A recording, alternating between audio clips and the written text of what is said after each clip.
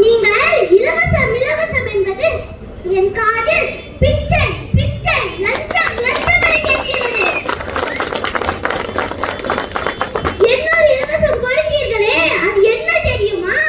எங்கள் ஒவ்வொருவரின் தலை மீதும் நீங்கள் வாங்கி வைத்த கடன். இதை நாங்கள் எதிர்பார்க்கவில்லை. இதுதான் நல்லாட்சியா? 50 ஆண்டுகள் இந்த நாட்டை ஆண்டவர்கள் வாங்கிய கடன் 4 லட்சம் கோடி. ஆனால் நீங்கள் இந்த 4 வருடங்களில் வாங்கிய கடன் 4.25 லட்சம் கோடி. யாருக்கு கடனை அடைப்பது? இதற்கு உங்களிடம் பதில் இருக்கிறதா? எங்கள் நாட்டில் கடையை விரித்தீர்கள், கொள்ளை லாபம் பார்த்தீர்கள். சரி, பரவாயில்லை, இப்போதாவது கிளம்புங்கள். இனி எங்கள் நாட்டை நாங்கள் பார்த்துக் கொள்கிறோம்.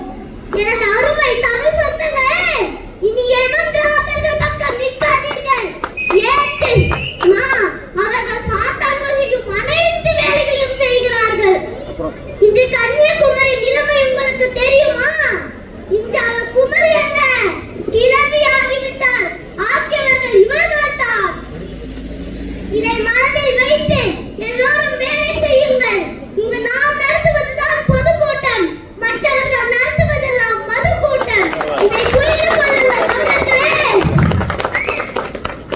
ஏழு தங்க நாடு, ஏழு மதுரை நாடு, ஏழு குன்ற நாடு, ஏழு குறுமண நாடு, ஏழு கனகும நாடு, ஏழு உண்பால், ஏழு பின்பாலை, இப்படி 49 நாடுகளுக்கு வாழ்ந்த எங்களுக்கு இருப்பதா இது ஒரு நிலம்தான். அதுவும் இனி எங்களுக்கு சொந்தமில்லை.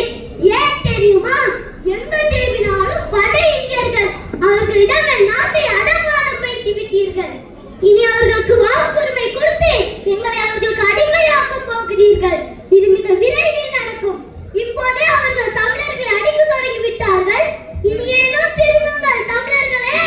விவசாய சின்னத்தில் வாக்களித்து நாம் தமிழர் ஆட்சியில் அமர்ந்தால் நாம் பிரிந்து கொள்ளலாம். இதை ஏன் அடிமையாக சாகலாம். என்னை போன்ற சிறு சிறு குழந்தைகள் கூட விடாமல் வன்புணர்வு செய்கிறார்கள். பக்கத்து வீடுகளில் எரிகிறது என்று எண்ணாதீர்கள். அந்த நெருப்பு ஒரு நாள் நம்மையும் எரித்துவிடும்.